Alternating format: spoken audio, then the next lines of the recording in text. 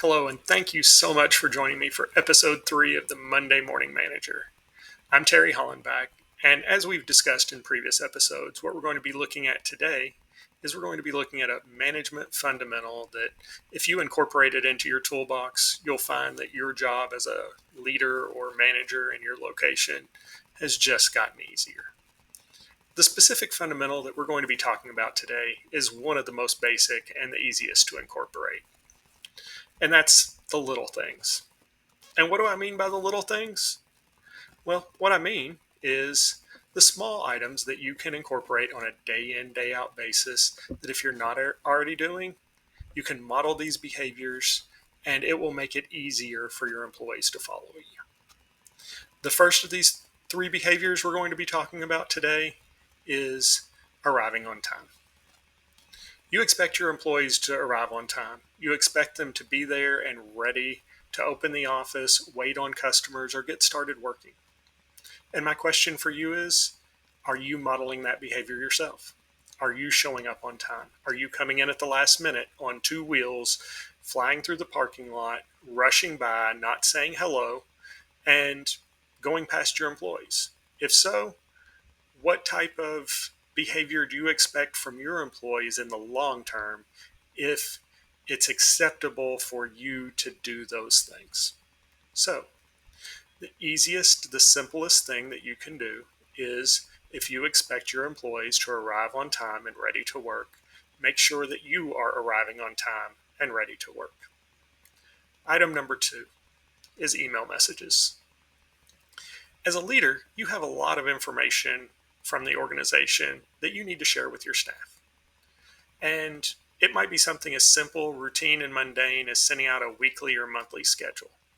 It may be something as important as sharing with them a change in procedure or policy that's going to affect how they have to do their job on a day in and day out basis. When you send that message, are you taking a few extra minutes to just make sure that you don't have any major grammatical mistakes that are going to cause them to lose focus as they read through the message? Does the information make sense to you once you go through and review it and it's all put together? If you're not already doing this, and you don't feel that you have the skills necessary to find all the grammatical mistakes, or maybe you always think that what you type is 100% clear, may I suggest that you go through and you find someone else in your office, in your organization, that you can go to and just stop by and say, hey, would you take a moment just to make sure that this message makes sense to you? And most of the time, you're going to find that they really appreciate the fact that you singled them out and asked them to take a look at your work. I've used that routinely, throughout my career because my grammar is not always 100% the best. And just because the message makes 100% sense to me as the author doesn't mean that it's going to make sense to everyone else. And the third and final thing that we're going to talk about under these simple basics is just keeping it real. When you go through and you bring a new employee on, sometimes in that first 30, 45, 60 days, they're on their best behavior. They're coming in on time. They're being super nice to customers. They're taking time to make sure that everything that the customer needs on that particular day is completely 100% handled.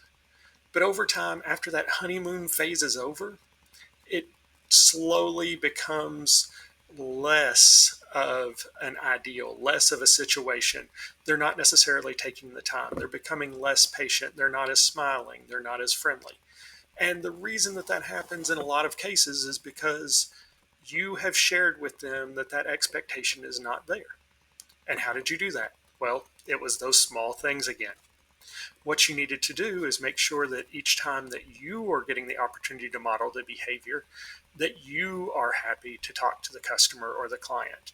Don't, growl at the employee as they come to you and say, well, I don't have time for that right now. I'm in the middle of, just go ahead and say, yeah, I'll be happy to talk to them. If you'll just ask them to have a seat, I'll be with them right away. Number 2, make sure that everything that the customer needed is taken care of. If you do that, that honeymoon phase is going to last a lot longer.